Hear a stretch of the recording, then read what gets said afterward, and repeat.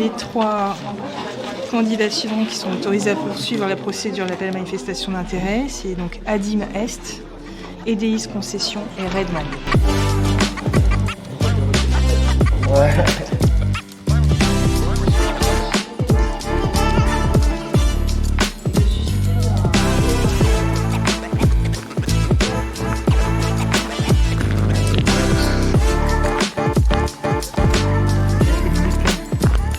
Oui, les chèvres, on va peut-être les voir. Elles sont encore là, peut-être.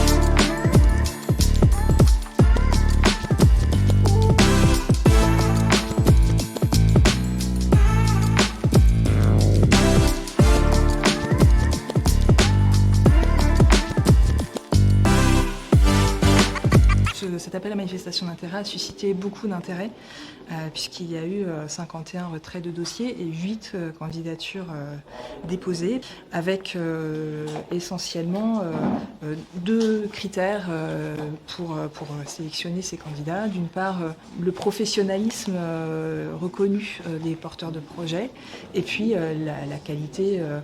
Le cahier des charges, il a insisté sur l'ensemble des dimensions qu'on souhaite voir prises en compte. D'abord, le fait d'avoir un projet qui traite l'ensemble du site, qui est particulièrement vaste, puisque c'est plus de 30 hectares. Et aussi de nombreux bâtiments, dont plusieurs sont inscrits ou classés. Et il faut donc tenir compte à la fois de la richesse patrimoniale et de la valorisation nécessaire de ce patrimoine historique, à la fois dans sa dimension religieuse, mais aussi dans sa dimension pénitentiaire, l'histoire carcérale qui se retrouve traduite sur le site, et aussi par la qualité intrinsèque du site dans son ensemble, qu'il s'agisse des bâtiments, qu'il s'agisse des espaces naturels, qu'il s'agisse du traitement, de la gestion de l'eau. Il y a énormément d'aspects patrimoniaux à prendre en compte.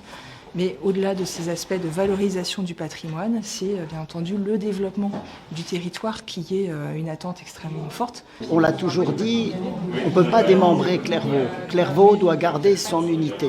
Et quand on a un site d'une telle importance, il faut concevoir un projet qui ait du sens, qui ait une unité, mais qui va faire appel à des domaines différents.